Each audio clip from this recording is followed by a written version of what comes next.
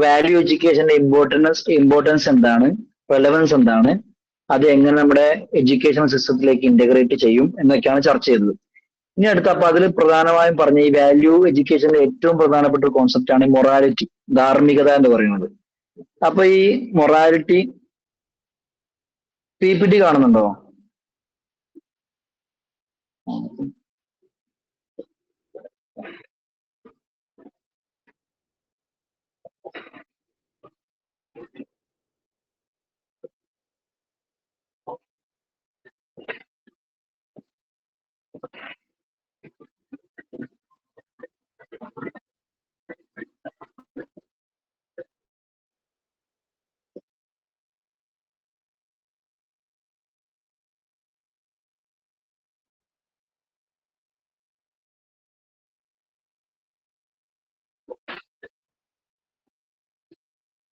Okay. അപ്പൊ concept of morality and moral education, നമ്മൾ ഈ വാല്യൂ എഡ്യൂക്കേഷനിലെ ഏറ്റവും പ്രധാനപ്പെട്ട ഒരു കോൺസെപ്റ്റ് ആണ് മൊറാലിറ്റി, ധാർമ്മികത എന്നുള്ളത്. അപ്പൊ ഈ ധാർമ്മികത എന്താണ്, പിന്നെ ധാർമ്മിക വിദ്യാഭ്യാസം.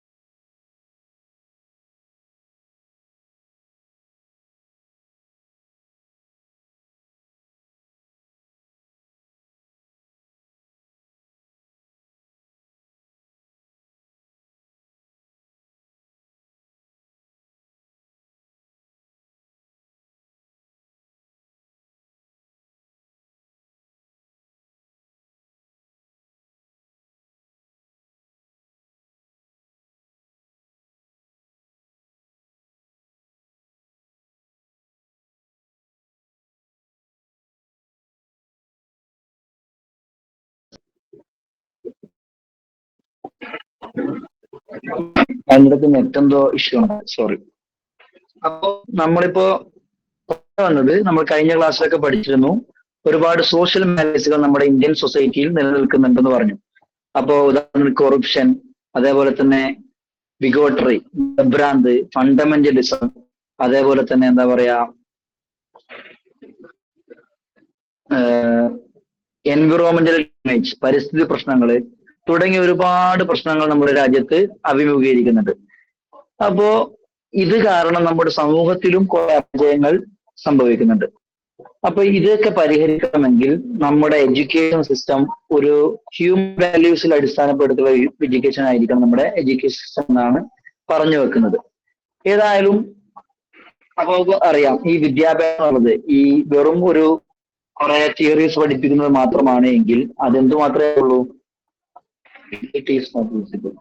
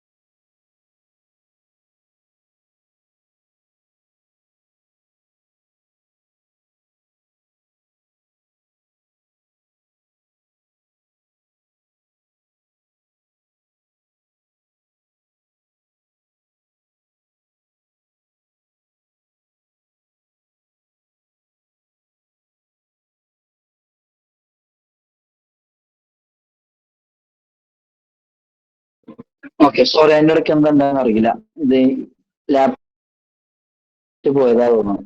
അപ്പൊ ഏതായാലും നമ്മൾ പറഞ്ഞു വരുന്നത് ഈ സോഷ്യൽ മാനേഴ്സുകൾ അഭിമുഖീകരിക്കുന്ന കാരണത്താൽ തന്നെ അതൊക്കെ പരിഹരിക്കണമെങ്കിൽ നമ്മുടെ education system human values based ആയിരിക്കണം, അതിൽ അടിസ്ഥാനപ്പെടുത്തിയായിരിക്കണം. കാരണം ഈ ഹ്യൂമൻ വാല്യൂസ് ഇല്ലാത്തൊരു വിദ്യാഭ്യാസം എന്ന് പറഞ്ഞു കഴിഞ്ഞാൽ വെറും ഒരു ഇൻസ്ട്രക്ഷൻ, വെറും കുറെ നിർദ്ദേശങ്ങൾ അല്ലെങ്കിൽ കുറെ സാക്ഷരത മിഷൻ മാത്രമായി മാറിപ്പോകും. ഒരു ശരിയായ വിദ്യാഭ്യാസം നമുക്ക് അതിനെ കുറിച്ച് പറയാൻ പറ്റില്ല. ഇപ്പൊ ഏതായാലും പല ടൈപ്പ് വാല്യൂസ് ഉണ്ട് ഇല്ലെ, സെക്കുലർ വാല്യൂസ് ഉണ്ട്, ഡെമോക്രാറ്റിക് വാല്യൂസ് ഉണ്ട്. അവക്കിടയിലേക്കും ഏറ്റവും പ്രധാനപ്പെട്ട ഒരു എഡ്യൂക്കേഷൻ സിസ്റ്റത്തിലേക്ക് ഏറ്റവും പ്രധാനപ്പെട്ട വാല്യൂ എന്ന് പറയുന്നത് മോറൽ വാല്യൂസ് ആണ്, എഡ്യൂക്കേഷണൽ വാല്യൂസ് ആണ്. അപ്പൊ ഈ ഒരു യൂണിറ്റിൽ നമ്മൾ പഠിക്കാൻ പോകുന്നത് ഈ മൊറാലിറ്റി എന്ന കോൺസെപ്റ്റ് എന്താണ്, അതേപോലെ തന്നെ മോറൽ എഡ്യൂക്കേഷൻ എന്ന് പറഞ്ഞാൽ എന്താണ്, ഈ റിലീജിയസ് എഡ്യൂക്കേഷനും മോറൽ എഡ്യൂക്കേഷനും തമ്മിലുള്ള വ്യത്യാസങ്ങൾ എന്താണ്, അതൊക്കെയാണ് നമ്മൾ ഈ ചാപ്റ്ററിൽ പഠിക്കാൻ പോകുന്നത്. അപ്പോ education aiming for the development of total human wellbeing must be value oriented. അതുകൊണ്ട് തന്നെ മനുഷ്യന്റെ ഒരു ടോട്ടൽ ഡെവലപ്മെന്റ് ഉദ്ദേശിക്കുന്ന ലക്ഷ്യമിടുന്ന വിദ്യാഭ്യാസമാണെങ്കിൽ അത് നിർബന്ധമായും വാല്യൂ ഓറിയന്റഡ് ആയിരിക്കും എന്നൊക്കെയാണ് പറയുന്നത്. അപ്പൊ ആദ്യമായിട്ട് മോറൽ കോൺഷ്യസ്നസ്, നമ്മൾ പറഞ്ഞു മൊറാലിറ്റി എന്ന കോൺസെപ്റ്റ് ആണ് ഈ ചാപ്റ്ററിൽ ചർച്ച ചെയ്യുന്നത്. അപ്പൊ ഇതില് അതുമായി ബന്ധപ്പെട്ട് വരുന്ന ഏറ്റവും മറ്റൊരു പ്രധാനപ്പെട്ട ഒരു കോൺസെപ്റ്റ് ആണ് മോറൽ കോൺഷ്യസ്നസ് എന്ന് പറയുന്നത്. ധാർമ്മിക ബോധം എന്ന് നമുക്ക് മലയാളത്തിൽ വിളിക്കാം. ഈ ഓരോ മനുഷ്യൻ ജനിച്ചു വീഴുമ്പോഴും അയാളുടെ ഉള്ളിൽ ഇന്നേറ്റ് ആയിക്കൊണ്ട്, ഇൻബോൺ ആയിക്കൊണ്ട് തന്നെ എന്ത് ചെയ്യുന്നുണ്ട്, ഒരു ധാർമ്മിക ബോധം മനുഷ്യന്റെ ഉള്ളിലുണ്ട്. നമുക്കറിയാം ലോകത്ത് ജീവിക്കുന്ന എല്ലാവരും വിശ്വസിക്കുന്ന കാര്യം, മത ജാതി വർഗ ഭേദം എന്നെ എല്ലാവരും വിശ്വസിക്കുന്ന കാര്യമാണ് കളവ് പറയുക എന്നുള്ളത് എന്താണ്, ചീത്ത കാര്യമാണ്. സത്യം പറയുക എന്നുള്ളത് നല്ല കാര്യമാണ്. നീതി നടപ്പിലാക്കുക എന്നുള്ളത് നല്ല കാര്യമാണ്. ഒരാളെ ആക്രമിക്കുക എന്നുള്ളത് ചീത്ത കാര്യമാണ്. ഇതെല്ലാം ഒരു വ്യത്യാസവും ഇല്ലാതെ മനുഷ്യർ അംഗീകരിക്കുന്ന കാര്യമാണ്. പ്രത്യേകിച്ച് ഒരു മതവിശ്വാസി ആയിക്കൊള്ളട്ടെ, മതവിശ്വാസം ഇല്ലാത്ത ആളായിക്കൊള്ളട്ടെ, ഹിന്ദു ആയിക്കോട്ടെ, മുസ്ലിം ആയിക്കോട്ടെ, ക്രിസ്ത്യൻ ആയിക്കോട്ടെ, അല്ലെങ്കിൽ മറ്റ് ഓരോ ജാതികൾ ഉണ്ടെന്ന് പറയപ്പെടുന്നുണ്ടല്ലോ. അപ്പൊ ഏത് ജാതിയിൽപ്പെട്ട ആളായിക്കോട്ടെ എല്ലാവരും അംഗീകരിക്കുന്ന കുറെ കാര്യങ്ങളുണ്ട്. അപ്പൊ ഇതൊക്കെ എവിടെ നിന്ന് വന്നു മനുഷ്യനിലേക്ക്? അത് മനുഷ്യനിക്ക് ഇൻബോണായി കിട്ടിയ കുറെ സാധനങ്ങളാണ്.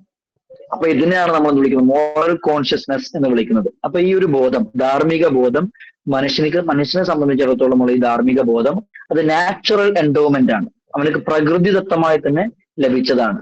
അപ്പോ പക്ഷെ അത് പിന്നെ ഏറ്റവും നല്ല രീതിയിൽ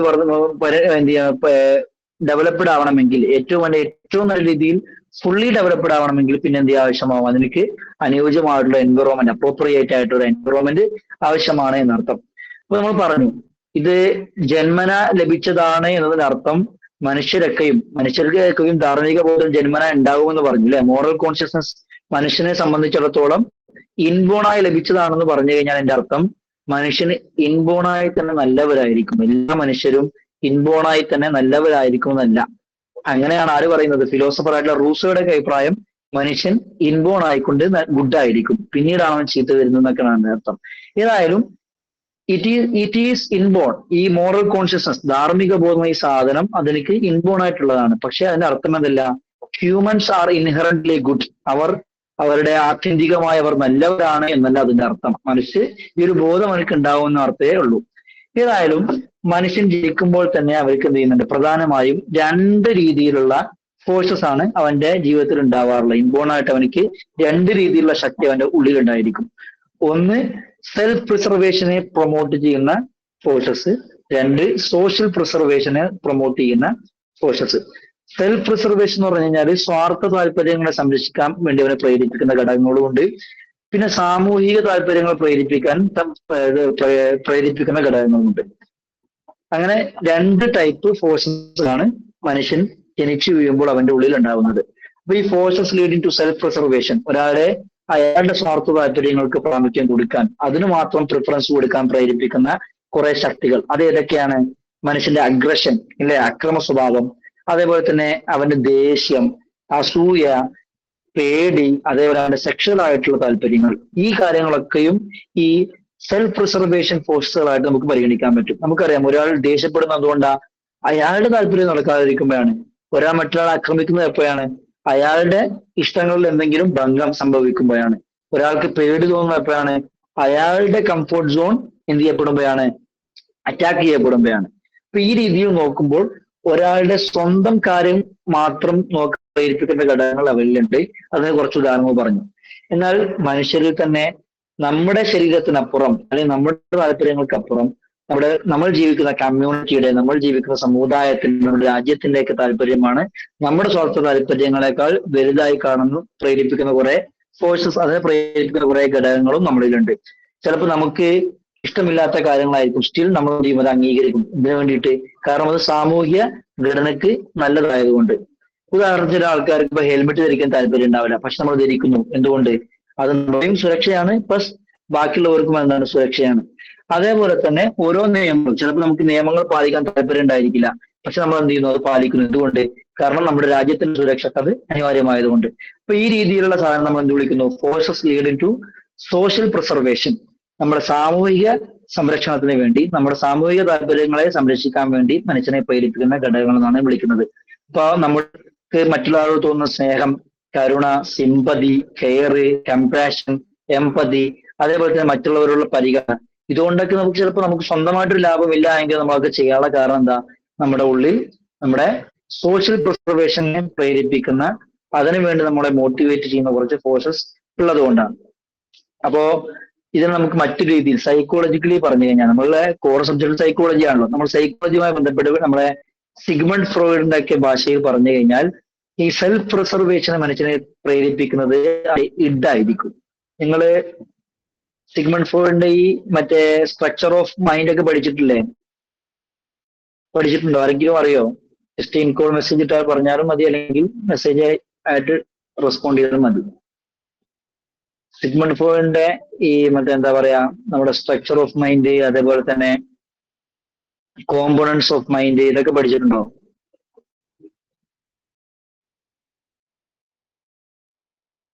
ഐസ്ബർഗ് തിയറി ഒന്നും പഠിച്ചിട്ടില്ല? Yes, id, ego, super ego, അതന്നെ. ഓക്കെ. അപ്പൊ നമ്മുടെ മനസ്സിൽ, നമ്മുടെ മൈൻഡിലേക്ക് എന്തുണ്ട്? 3 കോമ്പോണൻസ് ഉണ്ട്. ഒന്ന് ഇഡ് എന്ന് പറയും, ഒന്ന് ഈഗോ എന്ന് പറയും, ഒന്ന് സൂപ്പർ ഈഗോ എന്ന് പറയും. ഈ ഇഡ് എന്ന് പറഞ്ഞാൽ, ഞാൻ ആ ടെക്സ്റ്റ് PPT കണ്ടതിനെ കിടക്കുമ്പോൾ ഞാൻ ഫസ്റ്റ് ഈ സാധനം പറഞ്ഞില്ല. ഈ ഇഡ് എന്ന് പറഞ്ഞു കഴിഞ്ഞാൽ മനുഷ്യനിക്ക് എപ്പോഴും പ്ലഷർ, നമുക്ക് സന്തോഷം തരുന്ന കാര്യങ്ങൾ മാത്രം ചെയ്യാൻ പ്രേരിപ്പിക്കുന്നതാണ് ഇഡ്. ഫോർ എക്സാമ്പിൾ, നമ്മളിപ്പോ ചെറിയൊരു കുട്ടീനെ എടുത്തു നോക്കുക. ചെറിയ കുട്ടിക്ക് ഇപ്പൊ നമ്മൾ ഒരു ചോക്ലേറ്റ് വെച്ച് കൊടുത്തു, മറ്റൊരു കയ്യിൽ മറ്റൊരു ഭാഗത്ത് ഒരു സ്വർണവും വെച്ച് കൊടുത്തു. സ്വാഭാവികമായിട്ടും കുട്ടി എന്താ സെലക്ട് ചെയ്യുള്ളൂ? സ്വർണം സെലക്ട് ചെയ്യോ? ഇല്ല. കുട്ടി എപ്പോഴും ആ ബിസ്ക്കറ്റ് ആയിരിക്കും, അവർക്ക് തിന്നാനുള്ള ചോക്ലേറ്റ് ആയിരിക്കും സെലക്ട് ചെയ്യുക. കാരണം എന്താ? അവനിക്ക് ആ ഒരു ഇൻസ്റ്റന്റ്ലി സന്തോഷം കൊടുക്കുന്ന സാധനമായിരിക്കും അവൻ ചെയ്യുക. അപ്പൊ ഇത് പ്രേരിപ്പിക്കുന്ന, അങ്ങനെ അവന്റെ സന്തോഷിപ്പിക്കുന്ന കാര്യങ്ങൾ ചെയ്യാൻ വേണ്ടി മാത്രം പ്രേരിപ്പിക്കുന്ന നമ്മൾ എന്ത് വിളിക്കും? ഇഡ് എന്ന് വിളിക്കും. ആ ഒരു കോമ്പൗണ്ട് വിളിക്കുന്ന പേരാണ് ഇഡ്. നമ്മുടെ ചെറുപ്പത്തിലൊക്കെ ഇഡ് ആയിരിക്കും നമ്മുടെ ഡോമിനന്റ് ആയി നിൽക്കുന്ന പാർട്ട്. നമ്മുടെ മൈൻഡിലെ ഏറ്റവും ഡോമിനന്റ് ആയിട്ടുള്ള ഒരു ഫാക്ടർ എന്നുള്ളത് ഇഡ് ആയിരിക്കും ചെറുപ്പത്തിലൊക്കെ. പിന്നെ ഈഗോ എന്ന് പറഞ്ഞു കഴിഞ്ഞാല് നമ്മളെ റിയാലിറ്റി നോക്കിയിട്ട് ചിന്തിപ്പിക്കാൻ പ്രേരിപ്പിക്കുന്നതാണ് എന്താ പറയാ, ഈഗോ എന്ന് പറയുന്നത്. അഥവാ ചെറു കാര്യം ചെയ്യാൻ നമുക്ക് താല്പര്യം ഉണ്ടായിരിക്കും, പക്ഷെ നമ്മൾ പ്രാക്ടിക്കലി ചിന്തിച്ചു നോക്കും, ഇത് ചെയ്തു കഴിഞ്ഞാൽ നാട്ടുകാർ എന്നെ കുറിച്ച് എന്ത് ചെയ്യും? മോശം വിചാരിക്കും. അല്ലെങ്കിൽ എന്റെ കൂട്ടുകാരൻ ചെയ്തു കഴിഞ്ഞാൽ എന്ത് ചെയ്യും? അവരെ കൂട്ടത്തിന് ഒഴിവാക്കും. അങ്ങനെ ചിന്തിച്ചിട്ട് റിയാലിറ്റി പ്രാക്ടിക്കലായി ചിന്തിട്ട് എന്ത് ചെയ്യും? ചെയ്യാൻ പ്രേരിപ്പിക്കുന്ന ഘടകത്തെ, നമ്മുടെ ഒരു പ്രവർത്തനം കാര്യം ചെയ്യുമ്പോൾ ആ കാര്യത്തിന്റെ വരും വരാകളെ കുറിച്ച് ചിന്തിച്ചിട്ട് പ്രാക്ടിക്കലി ചിന്തിച്ച് ചെയ്യാൻ പ്രേരിപ്പിക്കുന്ന ഘടകത്തെ നമ്മൾ എന്ത് വിളിക്കും? ഈഗോ എന്ന് വിളിക്കും. ഇനി സൂപ്പർ ഈഗോ എന്നൊരു സാധനം ഉണ്ട്. സൂപ്പർ ഈഗോ എന്ന് പറഞ്ഞു കഴിഞ്ഞാല് ഈ മൊറാലിറ്റി ബേസ് ചെയ്തിട്ട് പ്രവർത്തിക്കുന്ന സാധനമാണ് സൂപ്പർ ഈഗോ എന്ന് പറയുന്നത്. സൂപ്പർ ഈഗോനെ പ്രത്യേകിച്ചാൽ നമ്മൾ ഒരു കാര്യം ചെയ്യാൻ സമ്മതിക്കൂല. ഇപ്പൊ ഇത് ചെയ്താൽ എന്ത് ചെയ്യുക? നാട്ടുകാരൻ വിചാരിക്കുക. അപ്പൊ ഇവർക്ക് അത് എന്ത് വിചാരിക്കുക? അതിന്റെ പ്രശ്നം എന്ന് വെച്ചാല് നമ്മൾ ചെയ്യേണ്ട കാര്യങ്ങൾ പോലും ചിലപ്പോൾ നമ്മൾ ചെയ്യില്ല, കാരണം നാട്ടുകാരെ പേടിച്ചിട്ട്. അപ്പൊ ഒരു വ്യക്തി ഹെൽത്തി ആയിട്ടുള്ള ലൈഫ് നയിക്കണമെങ്കിൽ അയാളുടെ ഈഗോ ഡൊമിനന്റ് ആയിരിക്കണം. ഈ ഇഡ് അതേപോലെ സൂപ്പർ ഈഗോ, ഇത് രണ്ടിനെയും ബാലൻസ് ചെയ്ത്, ഈഗോ എന്ന സാധനം, ഈഗോ എന്ന ഫാക്ടർ, ഇവ രണ്ടിനെയും ബാലൻസ് ചെയ്ത് കൊണ്ടുപോകുമ്പോൾ വേണം നമുക്ക് വൃത്തിക്ക് ജീവിക്കാൻ സാധിക്കുള്ളൂ. അപ്പൊ ഏതായാലും നമ്മളിപ്പോ പറഞ്ഞു, ഒരു മനുഷ്യൻ ജനിക്കുമ്പോൾ തന്നെ അവനക്ക് സെൽഫ് പ്രിസർവേഷൻ ഫോഴ്സസുകളുമുണ്ട്, സോഷ്യൽ പ്രിസർവേഷൻ ഫോഴ്സസുകളുമുണ്ട്. അവന്റെ താല്പര്യങ്ങൾ പ്രാമുഖ്യം കൊടുക്കാൻ പ്രേരിപ്പിക്കുന്ന ഘടകങ്ങളുമുണ്ട്, അവന്റെ സമൂഹത്തിന്റെ താല്പര്യങ്ങളെ പ്രാമുഖ്യം കൊടുക്കാൻ പ്രേരിപ്പിക്കുന്ന ഘടകങ്ങളുമുണ്ട്. അപ്പൊ ഈ നമ്മുടെ താല്പര്യങ്ങളെ സംരക്ഷിക്കാൻ പ്രേരിപ്പിക്കുന്ന ഘടകങ്ങൾ അത് ഇഡുമായി റിലേറ്റ് ചെയ്യപ്പെടും. നമ്മുടെ ഈ ഇഡ് എന്ന ഈ കോമ്പണന്റ് ആണ് അത് നമ്മൾ പ്രേരിപ്പിക്കുന്നത്. എന്നാൽ സോഷ്യൽ പ്രിസർവേഷനെ പ്രേരിപ്പിക്കുന്ന ഘടകങ്ങൾ ഏതാണ്? അത് സൂപ്പർ ഈഗോ ആയിരിക്കും. ഇല്ലേ? നമ്മൾ പറഞ്ഞ സമൂഹത്തിന് തൃപ്തിപ്പെടുത്തുക എന്നതാണ് ആരുടെ ഉത്തരവാദിത്തം? സൂപ്പർ ഈഗോയുടെ ഉത്തരവാദിത്തം. അപ്പോ ഏതായാലും നമ്മൾ ഈഗോ എന്ത് ചെയ്യുന്നു? ഇത് രണ്ടിനെയും ഒരു ബാലൻസ് ചെയ്തുകൊണ്ട് നല്ല രീതിയിൽ കൺട്രോൾ ചെയ്ത് കൊണ്ടുപോകുന്നു. അപ്പൊ ഏതായാലും ഇതാണ് മൊറാലിറ്റി എന്ന് പറയുന്ന സാധനം. മൊറാലിറ്റി എന്ന് പറഞ്ഞാൽ മനുഷ്യർക്ക് ജൈവികമായി ലഭിക്കുന്ന, ജന്മനാ ലഭിക്കുന്ന ധാർമ്മിക ബോധത്തെയാണ് നമ്മൾ മൊറാലിറ്റി എന്ന് പറയുന്നത്. ഏതായാലും ഈ മൊറാലിറ്റി ഒരാൾക്ക് വ്യക്തിപരമായ മൊറാലിറ്റി ഉണ്ടെന്നതിന് കാര്യമുണ്ടോ? ഇല്ല. മറ്റുള്ളവരോട് ഇടപഴകുമ്പോൾ ഈ മൊറാലിറ്റി കാത്തു സൂക്ഷിക്കുമ്പോഴാണ് അതിനൊരു അർത്ഥം ഉണ്ടാവുന്നത്. അതാണ് പറയുന്നത്. Morality has no meaning or relevance without a social context. It is intimately related to social preservation. അപ്പൊ നമ്മുടെ ഈ മൊറാലിറ്റി എന്ന ഈ സാധനം അത് സമൂഹവുമായി ബന്ധപ്പെട്ടുണ്ടാവുമ്പോഴാണ് പ്രാധാന്യം ലഭിക്കുന്നത്. നമ്മുടെ വ്യക്തി ജീവിതത്തിൽ മൊറാലിറ്റി കാത്തു സൂക്ഷിക്കുന്ന മാത്രം ഒരു കാര്യം, അത് സമൂഹത്തിൽ കൂടി എത്തുമ്പോഴാണ് നമ്മുടെ ഈ മൊറാലിറ്റി എന്ന ഈ കോൺഷ്യസ്നസ്, നമ്മുടെ ഈ ഒരു സ്വഭാവം അല്ലെങ്കിൽ നമ്മുടെ ഈ മൊറാലിറ്റി നമ്മളുടെ സോഷ്യൽ കോണ്ടാക്ട് അപ്ലൈ ചെയ്യുമ്പോഴാണ് അതിനൊരു അർത്ഥവും വാല്യൂവും ഉണ്ടാവുന്നത്. അപ്പോൾ നമ്മൾക്കൊരു മോറൽ കോൺഷ്യസ്നസ് ഉണ്ട് എന്ന തെളിവ് എന്താണ്? നമ്മൾക്കൊരു മോറൽ കോൺഷ്യസ്നസ് ഉള്ള ആളാണ് നമ്മൾ തെളിവ് എന്താണ്? നമ്മൾ മറ്റുള്ളവരുടെ ഫീലിങ്സിനെ, നമ്മൾ മറ്റുള്ളവരുടെ വികാരങ്ങൾക്ക്, അവരുടെ പ്രശ്നങ്ങൾക്കൊക്കെ കാതു കൊടുക്കുന്ന ആൾക്കാരാണ് എങ്കിൽ, അതിനൊക്കെ കെയർ ചെയ്യുന്ന ആൾക്കാരാണ് എങ്കിൽ നമ്മൾക്ക് എന്തെന്ന് മനസ്സിലാക്കാം? മോറൽ കോൺഷ്യസ്നസ് ഉണ്ട് എന്ന് മനസ്സിലാക്കാം. ഇനി ഒരാൾക്ക് മറ്റുള്ളവർ വേദനയ്ക്കും പ്രത്യേകിച്ചൊന്നും തോന്നുന്നില്ല എങ്കിൽ, അല്ലെങ്കിൽ മറ്റുള്ളവർക്ക് പ്രയാസങ്ങളിൽ ഒരു രീതിയിലും അനുകമ്പ തോന്നുന്നില്ല എങ്കിൽ അയാൾക്ക് ഒരു നിലക്കും മോറൽ കോൺഷ്യസ്നസ് ഇല്ല എന്നാണ് നമ്മൾ മനസ്സിലാക്കേണ്ടത്. അതുവരെ ക്ലിയർ ആണോ?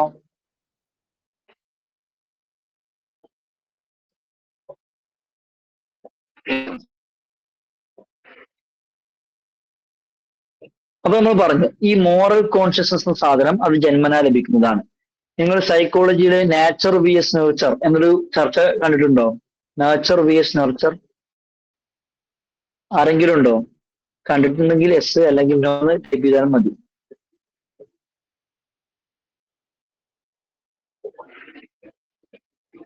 ഓക്കെ.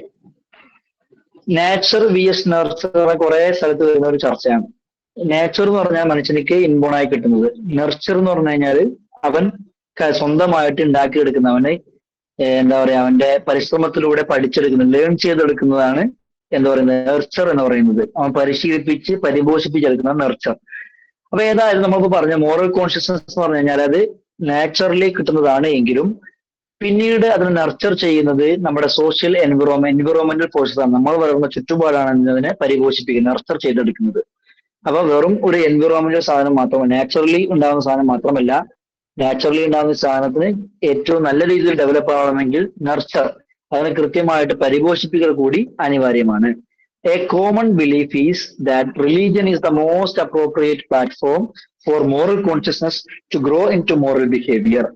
അപ്പൊ എല്ലാ മനുഷ്യർക്കും മോറൽ കോൺഷ്യസ്നസ് ഇൻബോൺ ആയിട്ടുണ്ടാവും പറഞ്ഞു.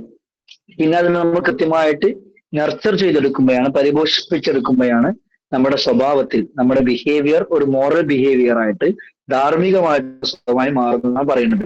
ഏതായാലും പൊതുവെയുള്ള ഒരു വിശ്വാസം എന്ന് പറഞ്ഞു കഴിഞ്ഞാൽ നമ്മുടെ മതം എന്ന കോൺസെപ്റ്റ് ആണ്, അല്ലെങ്കിൽ റിലീജിയൻ ആണ് ഒരാളുടെ ഈ ജൈവികമായി ലഭിച്ച ഒരു മനുഷ്യനിക്ക് അവന്റെ ഇൻബോൺ ആയി ലഭിച്ച മോറൽ കോൺഷ്യസ്നസിനെ, ധാർമ്മിക ബോധത്തെ അവന്റെ സ്വഭാവത്തിലേക്ക് കൂടി കൊണ്ടുവരാൻ, അവന്റെ സ്വഭാവത്തിൽ പ്രാക്ടിക്കലായിട്ട് കൊണ്ടുവരാൻ ഏറ്റവും നല്ല മാർഗം എന്ന് പറഞ്ഞു കഴിഞ്ഞാൽ മതമാണ് എന്നാണ് ചില ആളുകൾ പ്രീച്ച് ചെയ്യുന്നത്, ചില ആളുകൾ പറഞ്ഞു വെക്കുന്നത്.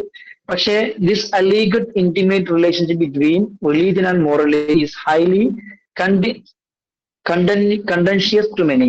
ഒരുപാട് ആൾക്കാർ തൃപ്തി നൽകുന്ന സാധനവും ഇത് തന്നെയാണ്. അഥവാ അവരെ സംബന്ധിച്ചിടത്തോളം, ഒരുപാട് ആൾക്കാരെ സംബന്ധിച്ചിടത്തോളം അവരുടെ മോറൽ കോൺഷ്യസ്നസിനെ മോറൽ ബിഹേവിയർ ആക്കി മാറ്റുന്നത് എന്താണ്? റിലീജിയൻ ആണ്, ആരാധനകളാണ്, അല്ലെങ്കിൽ അതേപോലെ പ്രീച്ചിങ്ങുകളൊക്കെയാണ്. പക്ഷെ യഥാർത്ഥത്തിൽ ചിന്തിക്കുമ്പോൾ ഈ മോറൽ കോൺഷ്യസ്നസ് അല്ലെങ്കിൽ റിലീജിയൻ തമ്മിൽ എന്തെങ്കിലും ബന്ധമുണ്ടോ? ഇല്ല എന്നാണ് ഉത്തരം. Moral education BS versus religious education. നമ്മൾ പറഞ്ഞു അധിക ആളും വിശ്വസിക്കുന്നത് മനുഷ്യർക്ക് ഇൻബോണായി കിട്ടിയ മോറൽ കോൺഷ്യസ്നസിനെ, ധാർമ്മിക ബോധത്തെ അവന്റെ സ്വഭാവത്തിലേക്ക് കൂടി സന്നിവേശിപ്പിക്കാൻ, അതിനെ അവന്റെ സ്വഭാവത്തിലേക്ക് കൂടി കൊണ്ടുവരാൻ പ്രേരിപ്പിക്കുന്ന ഘടകം എന്ന് പറയുന്നത് അവന്റെ മത പഠനങ്ങളാണ്, അല്ലെങ്കിൽ മതത്തിന്റെ ടീച്ചിങ്സ് ആണ് പല ആൾക്കാരും വിചാരിക്കുന്നത്.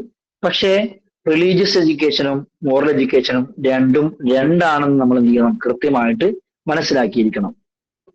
ഇതുവരെയുള്ള ക്ലിയർ അല്ലേ? നമുക്ക് പോയിക്കൂടെ, മുമ്പോട്ട് പോവല്ലേ?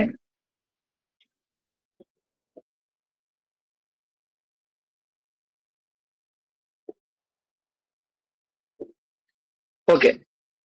അപ്പൊ ഇനി എന്തൊക്കെയാണ് ഈ മോറൽ എഡ്യൂക്കേഷനും അതേപോലെ റിലീജിയസ് എഡ്യൂക്കേഷനും തമ്മിലുള്ള വ്യത്യാസം എന്തൊക്കെയാണ്? നമ്മൾ പറഞ്ഞു, അധിക ആളുകളും ഇപ്പൊ ഞാനും നിങ്ങളൊക്കെ അടക്കം മതവിശ്വാസികളാണ് എങ്കിൽ നമ്മൾ നമ്മളുടെ സ്വഭാവം ധാർമ്മികമായിട്ട് ശരിയാണോ അല്ലയോ എന്ന് തീരുമാനിക്കുന്നത് എന്ത് നോക്കിയിട്ടാണ്? നമ്മൾ വിശ്വസിക്കുന്ന മതത്തിന്റെ ഗ്രന്ഥങ്ങൾ നോക്കിയിട്ടാണ്. ഹൈന്ദവരാണെങ്കിൽ അവരുടെ ഗീത നോക്കിയിട്ട്, ക്രൈസ്തവരാണെങ്കിൽ ബൈബിൾ നോക്കിയിട്ട്, മുസ്ലിംസ് ആണെങ്കിൽ ഖുർആൻ നോക്കിയിട്ട്, മറ്റ് മതവിശ്വാസികളാണെങ്കിൽ ഇപ്പൊ സിഖ് മതക്കാരാണെങ്കിൽ അവരുടെ മറ്റേ ഗുരുവിന്റെ ഗ്രന്ഥങ്ങൾ നോക്കിയിട്ട്, ഈ രീതിയിൽ മതത്തിന്റെ അതോറിറ്റിയെ നോക്കിയിട്ടാണ്, അത് വെച്ചിട്ടാണ് ഓരോരുത്തരും അവരുടെ മോറൽ കണ്ടക്ട് അത് ശരിയാണോ അല്ല തെറ്റാണോ എന്നൊക്കെ തീരുമാനിക്കുന്നത്. അത് നോക്കിയിട്ടാണ്. അതേപോലെ തന്നെ ഒരുപാട് സ്കൂളുകൾ ഈ മോറൽ എഡ്യൂക്കേഷൻ കൊടുക്കുന്ന, മനുഷ്യനെ വാല്യൂ എഡ്യൂക്കേഷൻ നൽകുന്ന ഒരുപാട് വിദ്യാഭ്യാസ സ്ഥാപനങ്ങളടക്കം ഈ മോറൽ എഡ്യൂക്കേഷൻ എന്ത് ചെയ്യുന്നുണ്ട്? റിലീജിയസ് എഡ്യൂക്കേഷനുമായിട്ടാണ് അവർ ബന്ധിപ്പിക്കുന്നത്. നമുക്കറിയാം, നമ്മുടെ കുറെ ഈ മത മാനേജ്മെന്റ് നടത്തുന്ന, മുസ്ലിം മാനേജ്മെന്റ് ആയിക്കോട്ടെ അല്ലെങ്കിൽ ക്രിസ്ത്യൻ മാനേജ്മെന്റ് ആയിക്കോട്ടെ, ഹിന്ദു മാനേജ്മെന്റ്, മതത്തിന്റെ ലേബലുള്ള സ്ഥാപനങ്ങളൊക്കെയും ഈ മോറൽ എഡ്യൂക്കേഷൻ പരിശീലിപ്പിക്കാൻ വേണ്ടിയിട്ട് കുറെ വർഷിപ്പ് അല്ലെങ്കിൽ പ്രാർത്ഥന, എന്താ പറയാ, ഈ അവരുടെ മതപഠനം ഇഞ്ചക്ട് ചെയ്യാൻ വേണ്ടിയിട്ടുള്ള പ്രത്യേകമായ പീരീഡുകളൊക്കെ ഉണ്ടാവും. പ്രാർത്ഥനയ്ക്ക് ഒരു പീരീഡ്, എല്ലാവരും കൂടെ എന്ത് ചെയ്യുക, ഒരു കുറച്ചു നേരം പ്രാർത്ഥിക്കുന്ന ഒരു സെറ്റപ്പ് ഒക്കെ ചില സ്കൂളുകളൊക്കെ കാണാൻ പറ്റും. അപ്പൊ അതിന്റെ പ്രശ്നം എന്ന് വെച്ചാൽ അവര് ഈ മോറൽ എഡ്യൂക്കേഷൻ എന്ന് പറഞ്ഞു കഴിഞ്ഞാൽ റിലീജിയസ് എഡ്യൂക്കേഷൻ ആണ് എന്ന് മനസ്സിലാക്കിയതിനൊരു പ്രശ്നമാണത്. ഏതായാലും ഈ മോറൽ എഡ്യൂക്കേഷൻ പറയുമ്പോൾ നമ്മൾ ചർച്ച ചെയ്യേണ്ട ഏറ്റവും പ്രധാനപ്പെട്ട ടേമാണ് ധർമ്മ എന്നുള്ളൊരു ടേം. അപ്പൊ ഈ ധർമ്മ എന്നുള്ള ടേം സാധാരണഗതിയിൽ മതത്തിന്റെ ഒരു കോണ്ടക്സ്റ്റാണ് ഉപയോഗിക്കപ്പെടാറുള്ളത് എങ്കിലും അത് ശരിക്ക് വളരെ സെക്കുലർ ആയിട്ടുള്ള ഒരു മീനിങ് ഉള്ള, അതേപോലെ തന്നെ ഓരോ സെക്കുലർ മീനിങ് ആണ് ഉള്ളത്. Term dharma has a wider secular connotation meaning righteousness in duty, thought and action. ഇപ്പൊ ധർമ്മ എന്ന പദം ഉപയോഗിക്കുന്നത് ഒരു റിലീജിയസ് കോണ്ടക്സ്റ്റിലാണെങ്കിലും ശരിക്കും ഇതിന്റെ അർത്ഥം എന്താണ്? നമ്മുടെ പ്രവർത്തനങ്ങളിൽ, ചിന്തകളിൽ, നമ്മുടെ കർമ്മങ്ങളിൽ ശരി ഉണ്ടാവുക എന്നതാണ് ഈ ധർമ്മ കൊണ്ട് ഉദ്ദേശിക്കുന്നത്. അപ്പൊ ഈ റിലീജിയസ് എഡ്യൂക്കേഷൻ എന്ന് പറഞ്ഞു കഴിഞ്ഞാൽ അത് തന്നെയാണ് മോറൽ എഡ്യൂക്കേഷൻ എന്ന് പറഞ്ഞ് ഒരിക്കലും പറയാൻ പാടില്ല. ഏതായാലും ഇന്ത്യയെ പോലെയുള്ള വൈവിധ്യങ്ങൾ നിറഞ്ഞ ഒരു വ്യത്യസ്ത കൾച്ചറുകളുള്ള, അതേപോലെ തന്നെ വ്യത്യസ്ത എത്നിക് ഗ്രൂപ്പുകൾ താമസിക്കുന്ന അല്ലെങ്കിൽ ജീവിക്കുന്ന ഒരു സ്ഥലത്ത് നമ്മുടെ ഈ മോറൽ എഡ്യൂക്കേഷൻ പ്രത്യേകമായിട്ടുള്ള ഒരു മതത്തിന്റെ ലെവലിലേക്ക് കൊണ്ടുപോയി ബന്ധിപ്പിക്കുക എന്നുള്ളത് ഒരിക്കലും ഒരു നല്ല കാര്യമല്ല. നമുക്കറിയാം, നമ്മുടെ സ്കൂളിൽ വ്യത്യസ്ത മതക്കാരായിട്ടുള്ള വിദ്യാർത്ഥികളാണ് വരിക. അപ്പൊ നമ്മുടെ മാനേജ്മെന്റ് ചിലപ്പോൾ ഏത് മതത്തിന്റെ വക്താക്കളാണോ ആ മതത്തിന്റെ ഒരു പ്രാർത്ഥന അല്ലെങ്കിൽ അവരുടെ എന്താ പറയാ കാര്യങ്ങൾ ഈ മറ്റു വിദ്യാർത്ഥികൾ കൂടി ഇൻജക്ട് ചെയ്ത് വെക്കുക എന്നുള്ളത് ഒരിക്കലും ശരിയായ ഏർപ്പാടല്ല. അപ്പൊ അതുകൊണ്ട് തന്നെ school should be free of religious education as religion is A personal concern while school is a societal organ for developing intellectual, social and moral skills. അതുകൊണ്ട് തന്നെ നമ്മുടെ സ്കൂളുകളിൽ നിന്ന് എന്ത് ചെയ്യണം? ഈ മോറൽ എഡ്യൂക്കേഷൻ എന്ന പേരിൽ നൽകുന്ന റിലീജിയസ് എഡ്യൂക്കേഷനെ മാറ്റി നിർത്തുക എന്നുള്ളത് അനിവാര്യമാണ്. കാരണം മതം എന്ന് പറഞ്ഞാൽ തികച്ചും അയാൾ പേഴ്സണൽ ആയിട്ട് പ്രാക്ടീസ് ചെയ്യേണ്ട കാര്യമാണ്.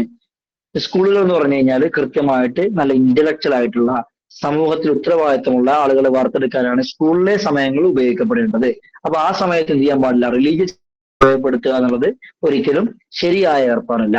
The development of moral personality is a principal aim of education, but it should not be achieved via religious education, as religious education may not be truly educational.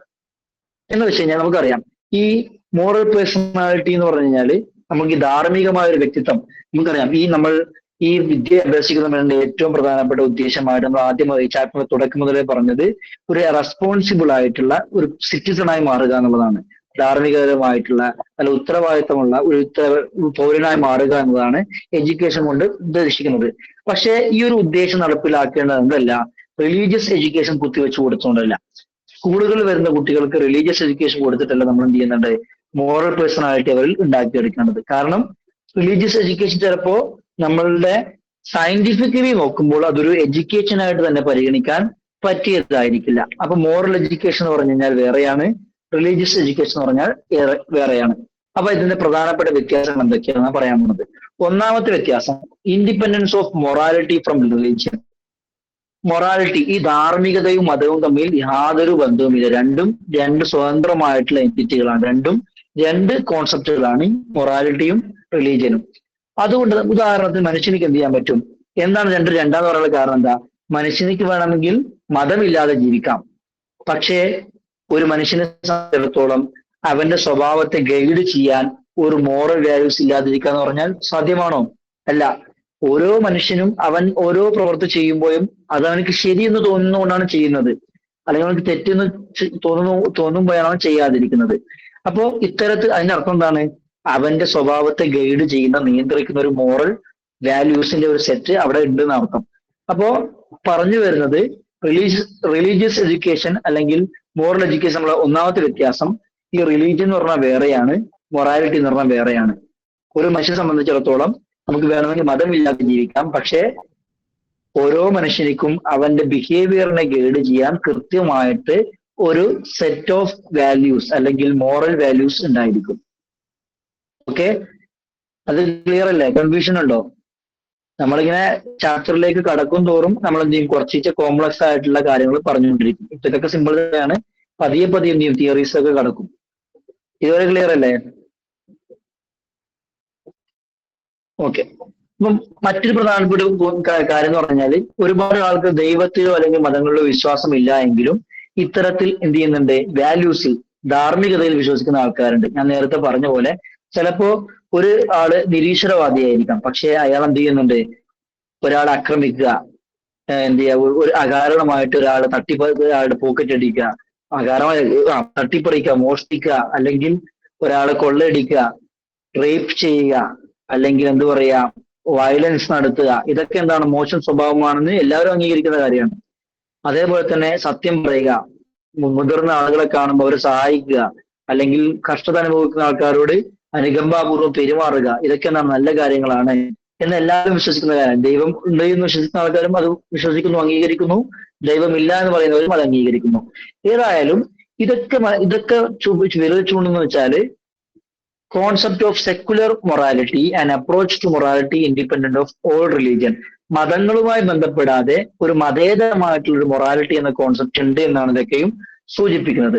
അപ്പൊ ചുരുക്കി പറഞ്ഞു കഴിഞ്ഞാൽ മതവും മൊറാലിറ്റിയും തമ്മിൽ ലോജിക്കലി ചിന്തിക്കുമ്പോൾ എന്തെന്നില്ല, കണക്ഷൻ ഇല്ല. നമ്മൾ പ്രാക്ടിക്കാലിലേക്ക് വരുമ്പോൾ എന്ത് ചെയ്യുന്നുണ്ട്?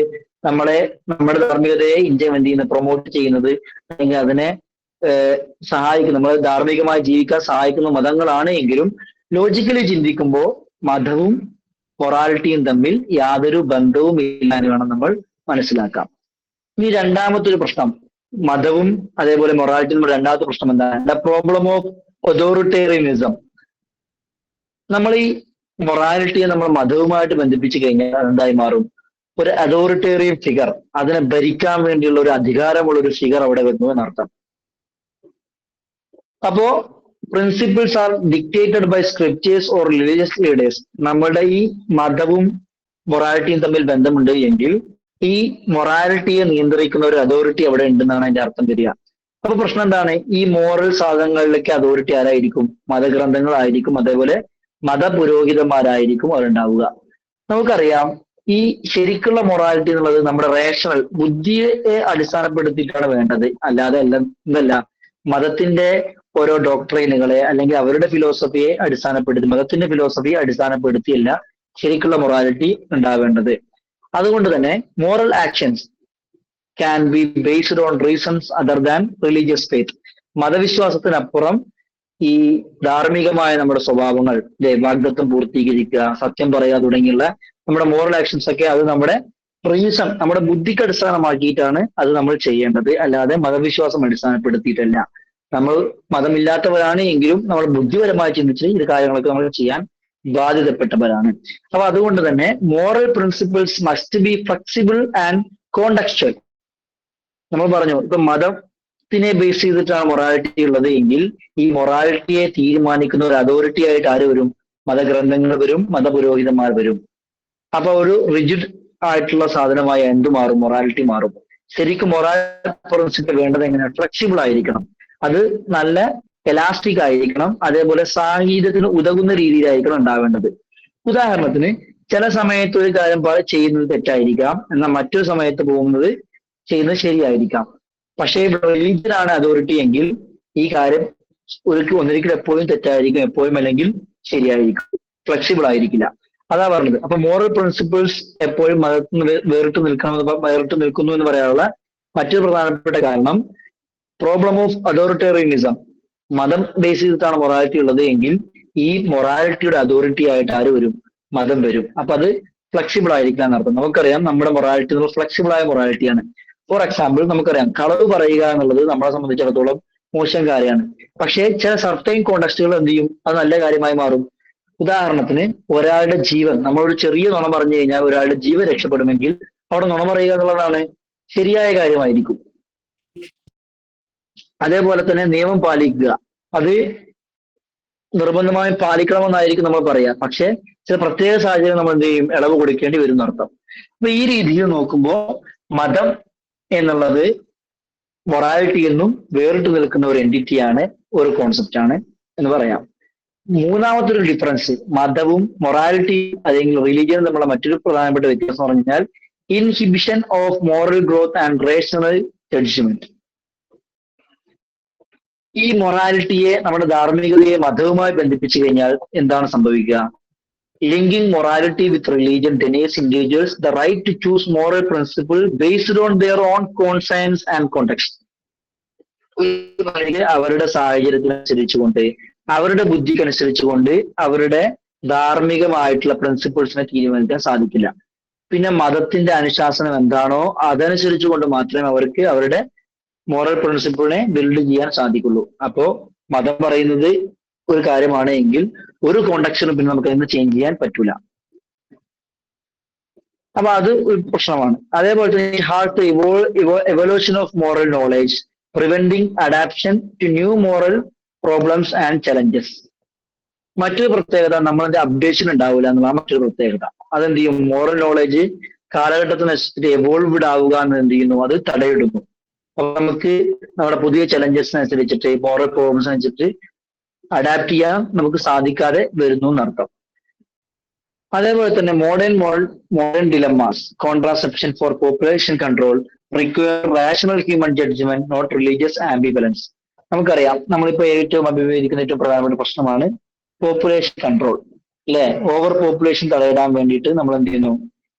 പോപ്പുലേഷൻ കൺട്രോൾ കോൺട്രാസെപ്ഷൻ മെത്തേഡ് ഉപയോഗിച്ചുകൊണ്ട് എന്ത് ചെയ്യുന്നു? കോൺട്രാസെപ്ഷൻ മെത്തേഡ് ഉപയോഗിച്ചുകൊണ്ട് പോപ്പുലർ കൺട്രോളിന് വേണ്ടി ശ്രമിക്കുന്നു. ഗർഭനിരോധന മാർഗങ്ങളിലൂടെ എന്ത് ചെയ്യുന്നു? നമ്മുടെ ഗവൺമെന്റ് ഒക്കെ പ്രൊമോട്ട് ചെയ്യുന്നുണ്ട്. ഇതിൽ കുറച്ച് കുട്ടികളുടെ ഫാമിലി പ്ലാനിങ് പ്രോഗ്രാംസ് നടത്തിയിട്ടൊക്കെ പോപ്പുലേഷൻ കൺട്രോളിന് വേണ്ടി ശ്രമിച്ചുകൊണ്ടിരിക്കുന്നത്. ചിലപ്പോൾ മതപരമായി ചിന്തിക്കുമ്പോൾ അത് തെറ്റായിരിക്കും, പക്ഷേ നമ്മുടെ ഭൂമിയിലെ റിസോഴ്സുകളെ പരിഗണിക്കുമ്പോൾ അത് ശരിയാണ്. അപ്പോൾ മതവും മൊറാലിറ്റിയും ബന്ധിപ്പിച്ചു കഴിഞ്ഞാൽ ഇതൊന്നും സാധ്യമാവില്ല എന്നർത്ഥം. അതേപോലെ തന്നെ religion provide no firm basis for moral decision making in exchange world. നമ്മുടെ ഈ മാറിക്കൊണ്ടിരിക്കുന്ന ലോകത്ത് കൃത്യമായിട്ടുള്ളൊരു മൊറാലിറ്റിക്ക് ബേസ് പറയാൻ നമ്മുടെ മതങ്ങൾക്ക് സാധിക്കുന്നില്ല. ഇതൊരു ജനറൽ കോൺസെപ്റ്റ് ആട്ടോ. ചിലപ്പോൾ ചില മതങ്ങളിൽ എന്ത് ചെയ്യുന്നുണ്ടാകും? കൃത്യമായിട്ട് മൊറാലിറ്റിയെ പ്രൊമോട്ട് ചെയ്യുന്നുണ്ടായിരിക്കും. ഇത് നമ്മൾ ഒരു മോഡേൺ അല്ലെങ്കിൽ നമ്മുടെ സൈക്കോളജിയുടെ പെർസ്പെക്റ്റീവ് എന്ന് പറയുമ്പോഴാണ് ഇങ്ങനെയൊക്കെ പറയേണ്ടി വരുന്നത്. ഏതായാലും നമുക്ക് തൽക്കാലം ഈ ഒരു ചാപ്റ്ററിന്റെ ഈ ഭാഗം നമ്മൾ തൽക്കാലം ഇന്നത്തെ ക്ലാസ് അവസാനിപ്പിക്കാൻ പോവുകയാണ്. A proper morality must be seen as independent of religion. ചുരുക്കി പറഞ്ഞു കഴിഞ്ഞാൽ നമ്മൾ മതത്തെയും മൊറാലിറ്റിയും രണ്ടും രണ്ടായിട്ട് കാണണം. കാരണം if a connection exist it is that religious beliefs are a result of moral conscience, no other way around. ഇനി നമ്മൾ ഇത് രണ്ടും മതവും മൊറാലിറ്റിയും ബന്ധപ്പെട്ട് കിടക്കുന്നു എന്ന് പറഞ്ഞാൽ തന്നെ എന്ത് പറയേണ്ടി വരും? ഈ മതവിശ്വാസങ്ങൾ രൂപപ്പെട്ടത് നമ്മുടെ മൊറാലിറ്റി കാരണമാണ് എന്ന് പറയേണ്ടി വരും. അല്ലാതെ എന്തല്ല, മത കാരണമല്ല മൊറാലിറ്റി രൂപപ്പെട്ടത്, മറിച്ച് നമ്മൾ മതത്തിൽ ഇപ്പോൾ വിശ്വസിക്കുന്ന കാര്യങ്ങൾ ഉണ്ടായത് നമ്മുടെ മൊറാലിറ്റി, നമ്മൾക്ക് ഇൻബോണായി കിട്ടിയ മൊറാലിറ്റി കാരണമാണ് മതത്തിലെ ഈ കാര്യങ്ങളൊക്കെ ഉണ്ടായെന്ന് പറയേണ്ടി വരും. അതേപോലെ തന്നെ moral questions must be examined independently of religion on grounds that are universally acceptable. അതേപോലെ തന്നെ അപ്പൊ ഈ ധാർമ്മികമായിട്ടുള്ള എന്തെങ്കിലും പ്രശ്നം വരുമ്പോൾ അത് നമ്മൾ വിലയിരുത്തേണ്ടത് മതത്തിന്റെ പരിപ്രേക്ഷ്യത്തിൽ നിന്നുകൊണ്ടല്ല, മറിച്ച് എല്ലാവരും അംഗീകരിക്കുന്ന യൂണിവേഴ്സലി അക്സെപ്റ്റബിൾ ആയിട്ടുള്ള കാര്യങ്ങൾ, അടിസ്ഥാന ക്രൈറ്റീരിയാസ് വെച്ചുകൊണ്ടായിരിക്കണം നമ്മൾ ഇത് വിലയിരുത്തേണ്ടത് നടത്താം.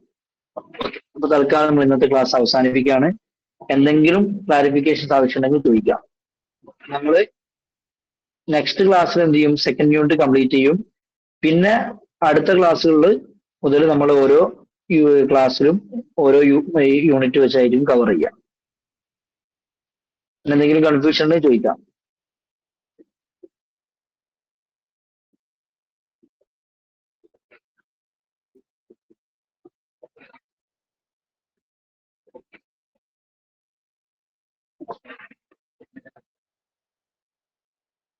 Okay, thank you.